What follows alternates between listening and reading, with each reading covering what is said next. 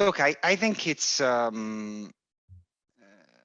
think you've done a good job of making sure we will all provide spontaneous answers. So to a certain degree, I am expecting myself a vibrant conversation. So I would say you can expect definitely vibrant conversations from expert of the industry, and I'm actually looking forward myself to hear their viewpoint on things. I I would say in general, this is a time where you need to listen and learn and take the time to listen and learn. And you can listen and learn from anybody, not necessarily the people that do your own job or they are exactly in your line of business. Yes. Um, this is a moment where the industry is in tremendous change. And I think it's important that we understand every point of view because the key innovation can come from anywhere.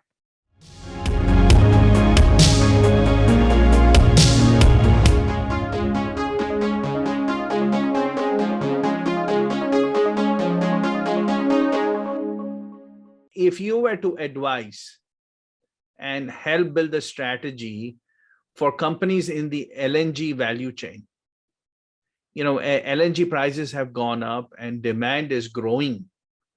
And natural gas is projected to be only one of the, I guess it's the only hydrocarbon that is expected to grow in demand for the next decade or 2 decades, right? Natural gas demand is going to grow. And certainly in we look at Asia, where 60% of the population on Earth is going to reside, their energy needs are growing, and natural gas can play a big role. So given that backdrop, what advice or strategy would you suggest to companies in the LNG value chain? Look, I would say, first of all, LNG is in the middle between an infrastructure play because it's heavy on assets and an energy business. Okay. Yes. But both of them have a very long time span. Okay. So the first suggestion that I would give to anyone that wants to participate to the value chain is always take a very long-term view. Okay. Don't look at spot market price, both for LNG Yes. or natural gas. Because at the end of the day, just to give you a sense, one LNG plant on average takes 5 years to build and another 3 to 5 years to develop. By the time you engineer it, you finance it, okay? Yes. So by the time you conceive an idea to the first drop of LNG can be 8 years, 9 years. Wow. Wow. Okay.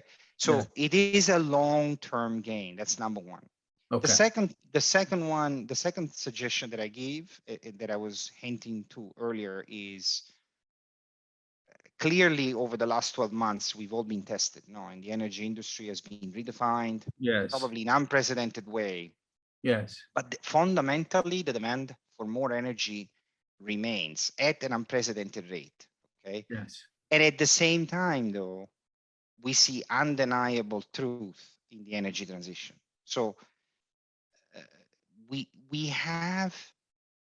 know how to do this. We have the technology, the ability, the know-how, and the willpower to deliver on this demand and to deliver on it in a sustainable, responsible way, which is the way the world needs. Yes. But in order to do so, we must collaborate more. We must make a priority into increase the efficiency of the hydrocarbons. Yes. And we need to collaborate in new ways by all of us, including our personal self. Yes. Participate into the transformation that the industry has embarked on.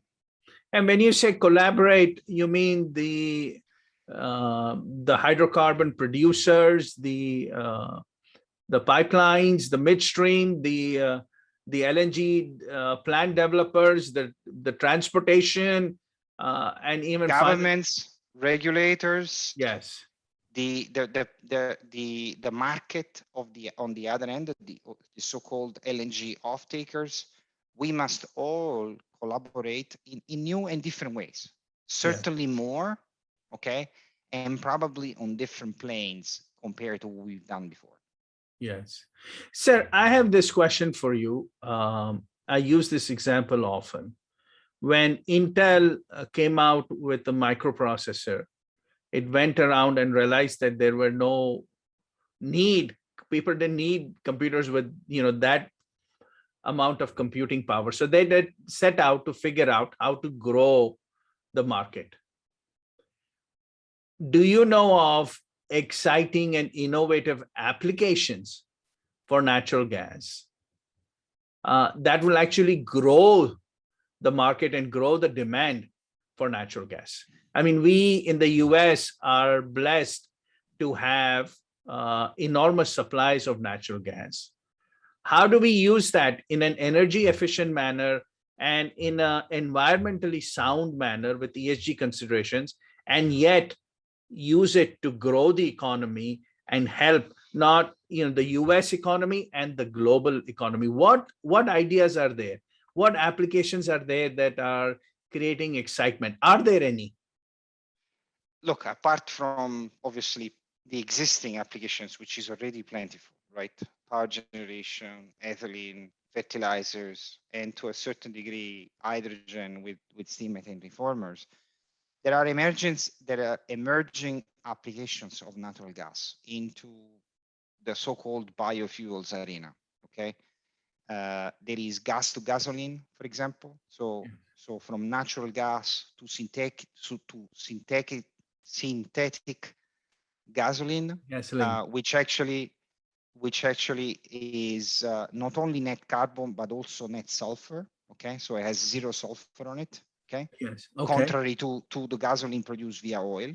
Okay. And there is other forms of biofuel where you mix natural gas with other component to create other sorts of biofuel which are low on carbon and can represent also a sink for actually CO2. So if you, for example, blend CO2 with hydrogen and natural gas, you come up with a biofuel that is actually lower on carbon that you would do with natural gas alone. So there are more and interesting applications of natural gas. However, I will tell you that from the way we see the energy mix, there is plenty of need of use for many years to come to natural gas for the standard, let's say, applications of today, which is power generation, fertilizers,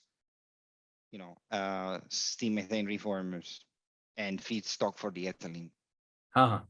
I enjoyed your answer, and I want to point to our listeners that one of the companies that we are hosting on the symposium next after yours, sir, on September 29th, we're hosting the Energy Transition Symposium, where we'll be hosting the CEO of a company called Nacero, which is actually taking natural gas and producing, as you pointed out, synthetic gasoline, which they tell me is going to have emissions, which is a fraction of the gasoline that is produced from crude.